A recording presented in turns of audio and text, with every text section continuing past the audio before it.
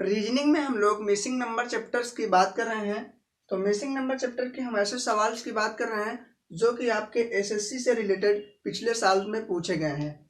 तो चलिए इस सवाल को हम लोग कैसे सॉल्व करेंगे, देखेंगे कि यहाँ पे कौन सी संख्या भरी जाएगी। तो इसको सॉल्व करने के लिए सबसे पहले हम लोग इस 8 से इस 2 में गुणा करेंगे और जोड़ेंगे। तो 8 दूनी हो जाएगा 16, ठीक है। 16 में हम लोग 1 जोड़ देंगे तो हमारा हो जाएगा 17, ठीक है। तो ये 17 यहाँ पे रखा हुआ है। अब इस 8 में इस 17 से गुणा करेंगे तो हमारा हो जाएगा 136, और 136 में 1 जोड़ देंगे तो हमारा हो जाएगा 137। अब इस 137 में 8 से गुणा करेंगे और 1 जोड़ेंगे। जब इस 137 में 8 से गुणा करेंगे तो हमारा हो जाएगा 1096, ठीक है। कितना हो जाएगा 1096, और 1096 में प्लस 1 करेंगे तो हमारा हो जाएगा 1097।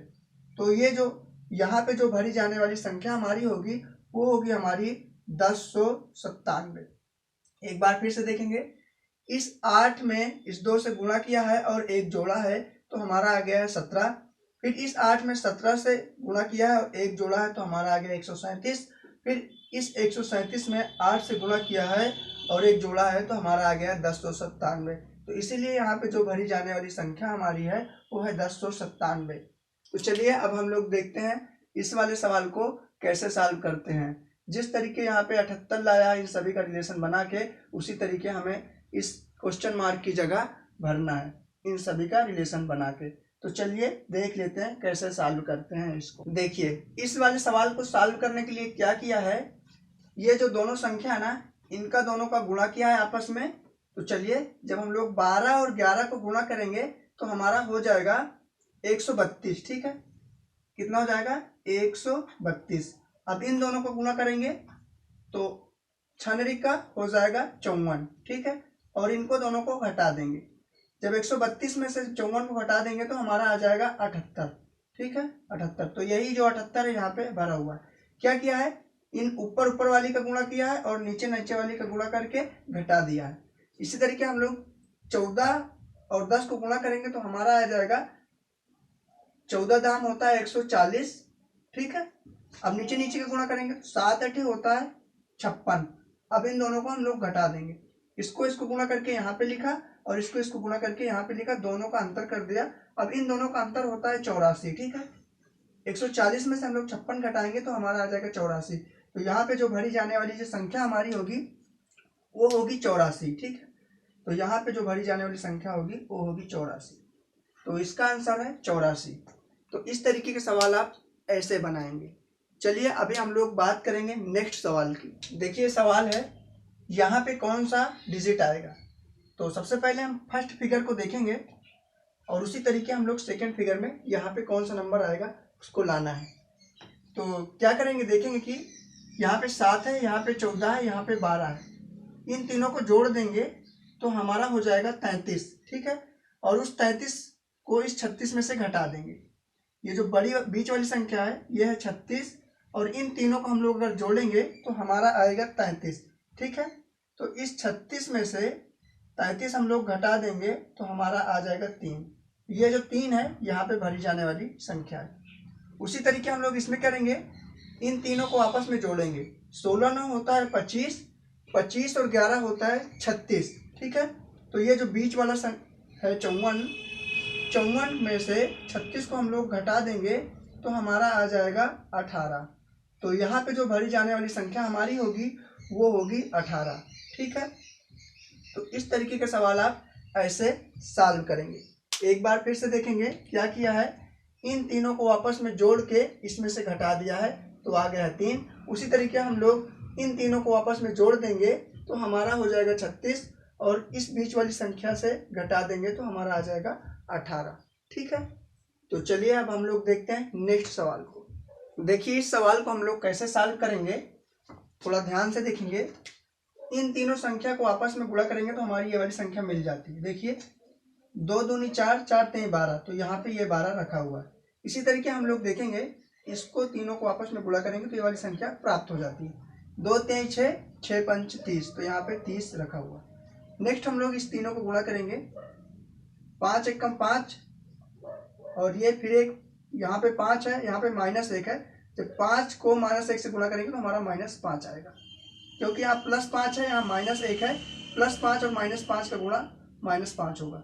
इसी तरीके हम लोग इन तीनों को आपस में गुणा करेंगे तो यहाँ पे भरी जाने वाली संख्या हमें मिल जाएगी। तो चलिए 4 तेई 12 होता है, लेकिन यहाँ पे प्लस का 12 होगा, ठीक है।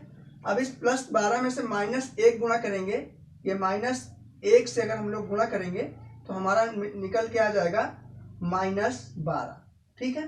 तो यहाँ पे जो भरी जाने वाली संख्या हमारी होगी वो होगी -12, ठीक है। तो ये सवाल आप इस तरीके से बना पाएंगे। तो चलिए अभी हम लोग देखते हैं नेक्स्ट सवाल को। तो देखिए इस सवाल को सॉल्व करने के लिए हम लोग क्या करेंगे, पहली फिगर में देखेंगे कि यहाँ पे इन सभी का रिलेशन बना के कैसे यहाँ पे 6 5 4 3 लाया है, उसी तरीके दूसरे में, उसी तरीके हम लोग तीसरे में यहाँ पे लाना है, ठीक है। तो सबसे पहले इसको सॉल्व करने के लिए हम लोग यहाँ से शुरू करेंगे एकदम टॉप से। यहाँ पे देखेंगे कि 4 है और 4 के विपरीत में देखेंगे कि 8 है। 4 यहाँ पे है, इसके विपरीत में 8 है, ठीक है। 4 और 8 को जोड़ेंगे तो हमारा हो जाएगा 12, ठीक है। इस 12 में हम लोग 2 से भाग दे देंगे तो हमारा निकल के आ जाएगा 6, ठीक है। फिर उसी तरीके इससे हम लोग क्लॉकवाइज चलेंगे, मतलब घड़ी की दिशा में चलेंगे। तो 4 के बाद यहाँ देखेंगे घड़ी की दिशा में जाएंगे तो 3 है। अब 3 के विपरीत में क्या है, 7।